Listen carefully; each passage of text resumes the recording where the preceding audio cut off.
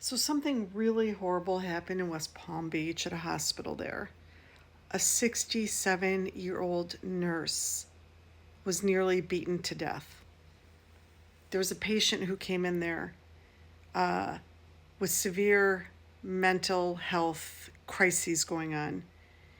And he jumped out of bed and he proceeded with closed fists to beat the living daylight out of her, breaking virtually every single bone on her face, leaving her quite likely blind in both eyes if she survives it. Now, here's the couple things we have to talk about.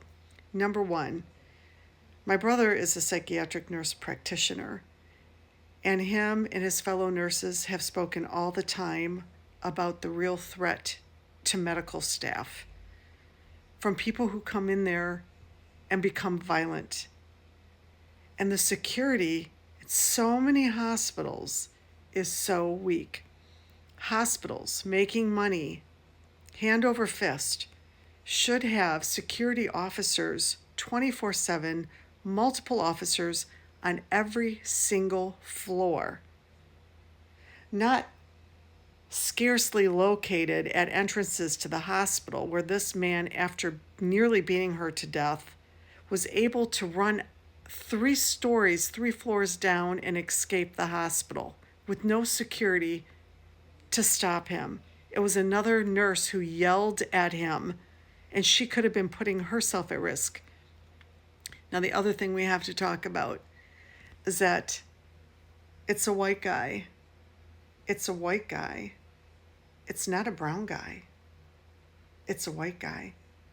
And he's also being charged with a hate crime because while he was beating the living shit out of this Hispanic woman,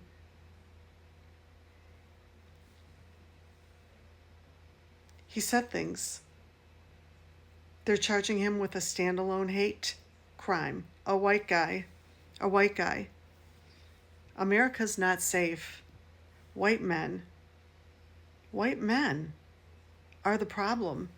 And white men, including the billionaire class and the religious zealots in the White House, are making sure our country remains unsafe because they do not want to deal with the real threat to Americans.